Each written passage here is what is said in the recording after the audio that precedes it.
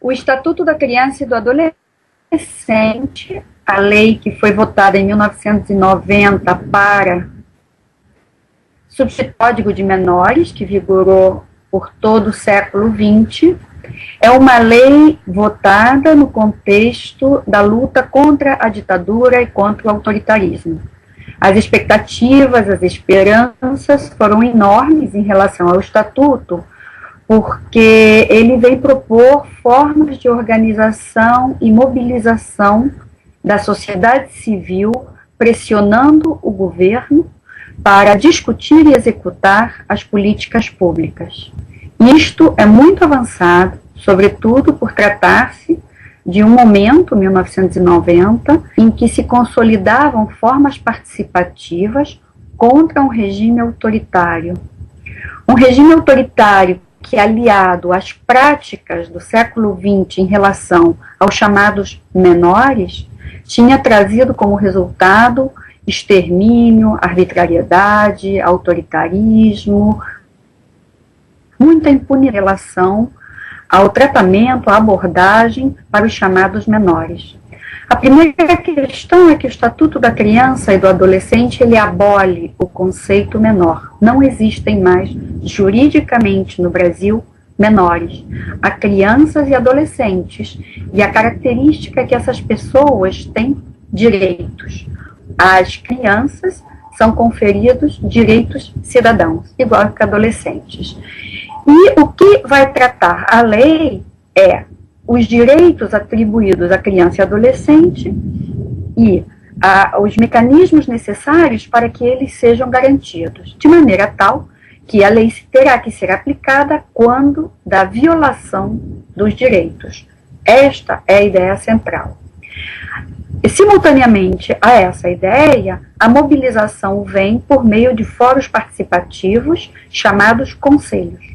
Conselhos dos direitos da adolescente, que reúne a sociedade civil e o governo, e conselho tutelar, que vai gerir, atender às violações de direitos. A grande questão que está posta conceitualmente e legalmente na questão das práticas derivadas do Estatuto é que, uma vez que a lei foi sancionada, contrariamente às expectativas, a mobilização da sociedade civil não cresceu, muito pelo contrário. Eu diria que se burocratizou. Quando se burocratiza a participação da sociedade civil, em vez dela pressionar o governo, ela acaba favorecendo o governo, dando-lhe um status de democrático, legitima as ações do governo em nome de participação democrática, e a sua participação é mais de apoio ao governo do que ação e pressão. O que acontece então com os direitos? Quando há violação de direitos, não havendo uma mobilização e uma pressão da sociedade civil em relação aos governos, aqueles cujos direitos são violados não têm o respaldo do movimento social.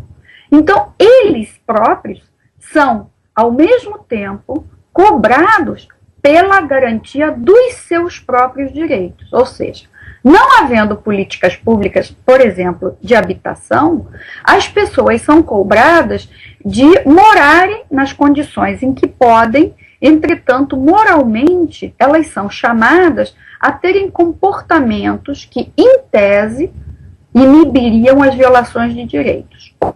Ou seja, estruturas, apoios, movimentos, serviços, políticas em favor da garantia do direito ainda são muito inexistentes, muito questionáveis em sua eficácia, nos seus resultados. Não havendo respaldo do movimento social, da pressão popular em relação às políticas públicas, quando uma família chega ao conselho tutelar, ela é pressionada para que ela resolva as questões que ela leva como reivindicação em face da sua situação de vida, ou seja, se reverte para a população de maneira privada a responsabilidade pela garantia de direitos e a efetiva mobilização e pressão. A gente viu esvair-se nesses últimos anos, legitimando um governo que cada vez tem sido, em muitas áreas, omisso, autoritário, inadequado, entretanto, não mobilizador de movimentos reivindicativos.